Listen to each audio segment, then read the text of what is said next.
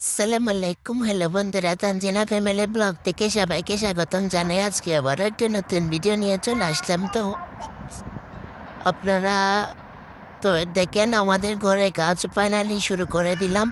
তো এখন ঘরে কাজ কারেন্টে কাজ হয়ে গেছে। আজকে মিস্ত্রি যাওয়ার পর আমি রাতে এসে ভিডিও করলাম, কারণ আবার কালকে মিস্ত্রি চলে আসবে, তখন তার ভিডিও করতে পারবো না। তাই রাতে উঠে একটু ভিডিও করে নিলাম। দেখতেছি এখানে কারেন্টের কাজ আর পানির পানির ওই কাজ হয়ে গেছে। দেখেন পাইপগুলা যেগুলা এখানে লাগাবে আর কি। তো এখন সকালে চলে এসেছি, যে পরের দিন এসে দেখি এখানে রং করানো হয়ে গেছে।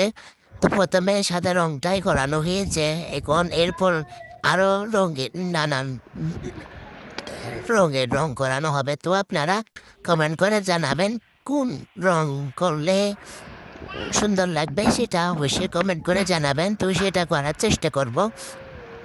তো দেখেন এখানে আমাদের প্রতিটা রুমের মধ্যে রং করানো হয়ে গেছে। এটা হচ্ছে বাথরুম, বাথরুমের মধ্যে না, সরি, এটা হচ্ছে কিচেন রুমে টাইলস লাগানো হবে, তার জন্য এখানে রং করানো হয় নাই। তো টাইলস বসাবে এখানে এখানে আর বাথরুমে। তারপর সামনে রুমে বেসিনের মধ্যেও টাইলস বসাবে। তো এখানে মোটামুটি এখন সাদা রংটা হয়ে গেছে। এটা শুকালে এরপর কালারিংগুলো হবে, রঙের রং আর বাদ বাকি রঙগুলো করানো হবে। তো আপনারা সবার সাথে থাকবেন, আর আমাদের বাসাটা কেমন হয়েছে অবশ্যই কমেন্ট করে জানাবেন। অনেকদিন কাজ বন্ধ ছিল, এখন আবারও কাজ শুরু হয়ে গেছে। তো এইভাবেই কাজ চলতে থাকবে। আশা করি এবার ঘরে কাজ সম্পূর্ণ হয়ে যাবে। আমার ভিডিও কেমন লাগেছে অবশ্যই কমেন্ট করে জানাবেন, লাইক কমেন্ট শেয়ার করবেন, আমার চ্যানেলটা সাবস্ক্রাইব করে দেবেন। দেখেন এটা হচ্ছে সামনের রুম। এখানে না, সামনের রুম না, এটা একটা একটা রুমের সাথে বাথরুম। দেখেন এটা তো টাইলস বসাবে, তার জন্য এভাবেই রেকন রেখে দিচ্ছে। টাইলস বসালে তারপর আরও সুন্দর লাগবে। তো আপনাদের কেমন আপনাদের ভালো লাগলে অবশ্যই কমেন্ট করে জানাবেন।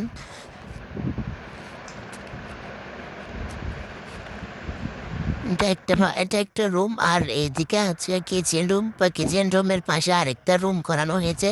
আর এটা হচ্ছে ডাইনিং রুম, দুটা একসাথে। এটা হচ্ছে, এটাও একটা ওয়াশরুম।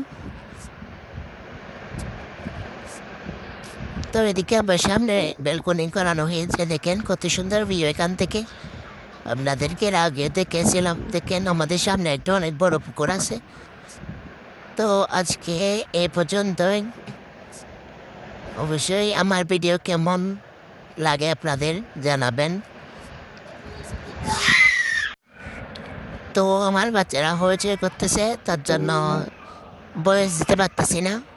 তো কী করবো, সব কিছু একসাথে সামলাতে হয়, কম না দিলেও তো হয় না।